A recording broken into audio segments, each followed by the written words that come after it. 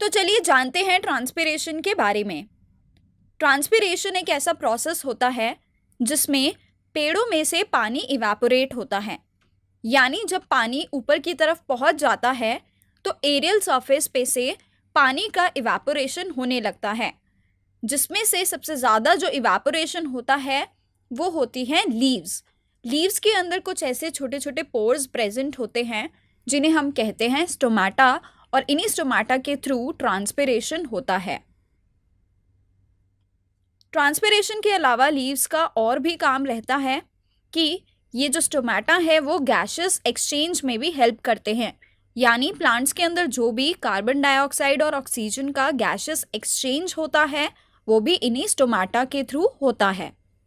Stomata दिन के समय में ओपन रहते हैं, यानी ये जो पोर्स हैं वहाँ पर खुले रहते हैं, क्योंकि दिन के समय में फोटोसिंथेसिस नाम का एक प्रोसेस भी चलता है जिसमें सूरज की किरणों की मदद से प्लांट्स अपना खाना बनाते हैं, और इसके लिए वहाँ पर गैसेस एक्सचेंज की ज़रूरत होती है।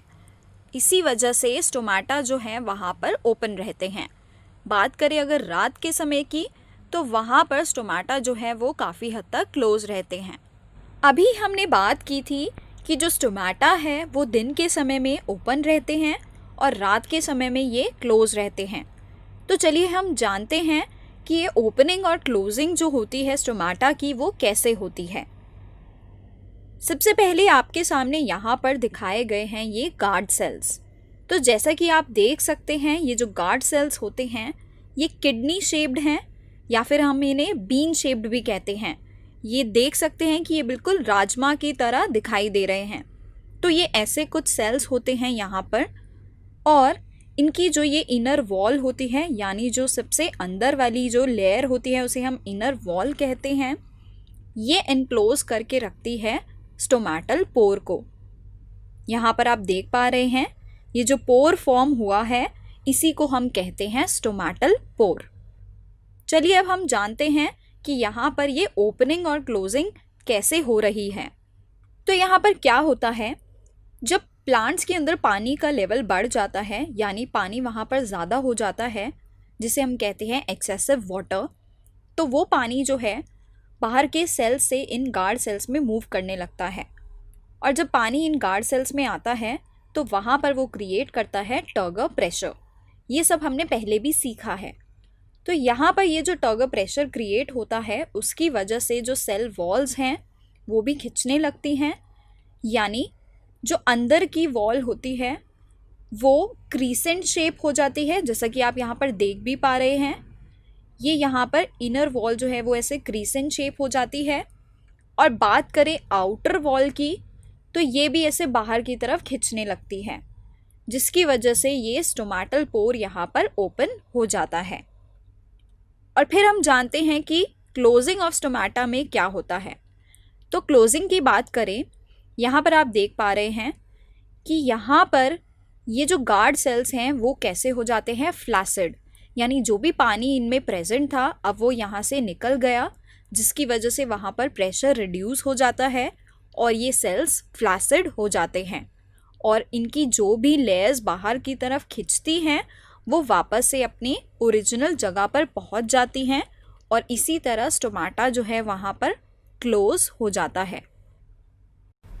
यहाँ पर आपके सामने एक माइक्रोस्कोपिक व्यू दिखाया हुआ है स्टोमेटा की ओपनिंग और क्लोजिंग का, और ये हैं यहाँ पर गार्ड सेल्स। ये उसकी इनर वॉल है जो ऐसे स्ट्रेच होती है, और ये है स्टोमेटल पोर, और इसी स्टोमेटल ओपनिंग की वजह से ट्रांसपिरेशन और गैसियस एक्सचेंज होता है।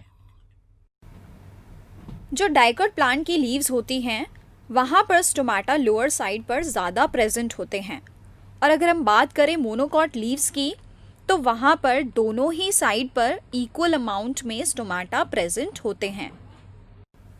अब हम जानेंगे उन फैक्टर्स के बारे में जो ट्रांसपिरेशन के रेट को अफेक्ट करते हैं। सबसे पहला जो फैक्टर आता है वो है टेम्परेचर। टेम्परेचर के बढ़ते ही इवेपोरेशन का रेट बढ़ जाता है, और उसी से ट्रांसपिरेशन का रेट भी वहाँ पर इंक्रीज हो जाता है। दूसरा फैक्टर जो यहाँ बताया है वो है सनलाइट। जब सनलाइट ज़्यादा बढ़ने लगती है यानी अगर हम दिन की बात करें तो सनलाइट उस टाइम पर ज़्यादा रहती है, जिसकी वजह से स्टोमाटा ओपन होते हैं और वहाँ पर ट्रांसपिरेशन का रेट भी बढ़ जाता है। तीसरा फैक्टर जो यहाँ पर बताया है वो है ह्यूमिडिटी। अगर एनवायरनमेंट में ह्यूमिडिटी बहुत ज़्यादा है तो ट्रांसपिरेशन का रेट ऑटोमेटिकली कम हो जाता है, क्योंकि अगर हवा में पहले से ही नमी होगी तो वहाँ पर ट्रांसपिरेशन का रेट अपने आप कम हो जाता है। फिर यहाँ पर बताया है विंड। विंड भी एक ऐसा फैक्टर है जो ट्रांसपिरेशन को अफेक्ट करता है, यानी जब तेज़ हवा होती है तो वहाँ पर भी ट्रांसपिरेशन यानी वाटर का जो प्लांट से लॉस होता है वो बढ़ जाता है। हमने अभी पहले जाना था कि जो ट्रांसपिरेशनल पुल होता है उसकी वजह से जाइलम सैप जो है वो ऊपर की तरफ मूव करता है, यानी जो वाटर मॉलिक्यूल्स हैं वहाँ पर ऊपर की तरफ जाते हैं। तो ये होता है वाटर की 3 प्रॉपर्टीज़ की वजह से, जो है कोहीजन, एडिशन और साथ ही सरफेस टेंशन। तो जानते हैं ये प्रॉपर्टीज़ क्या होती हैं। सबसे पहले अगर हम बात करें कोहीजन की, कोहीजन ये बताता है कि जो पानी के मॉलिक्यूल्स होते हैं वो आपस में एक दूसरे से अट्रैक्ट करते हैं। बात करें अगर एडिशन की, तो एडिशन ये बताता है कि जो वाटर के मॉलिक्यूल्स होते हैं वो पोलर सर्फेसेस से भी अट्रैक्ट करते हैं। जैसे कि अगर हम बात करें जाइलरी एलिमेंट्स की, तो वहाँ पर पानी के मॉलिक्यूल्स जो हैं इन एलिमेंट से जाकर अट्रैक्ट होते हैं और यही मदद करता है उन्हें ऊपर की तरफ मूव करने में। फिर बात करते हैं सरफेस टेंशन की, तो सरफेस टेंशन प्रॉपर्टी ये बताती है कि जो पानी के मॉलिक्यूल्स होते हैं वो लिक्विड फेज में आपस में एक दूसरे से ज़्यादा अट्रैक्ट करते हैं as compared to the gas phase, यानी गैस फेज में वो आपस में एक दूसरे से कम अट्रैक्ट करते हैं। और इसी वजह से वाटर के जो मॉलिक्यूल्स हैं वो ट्रैकीज और वेसल्स में ऊपर की तरफ मूव करती हैं।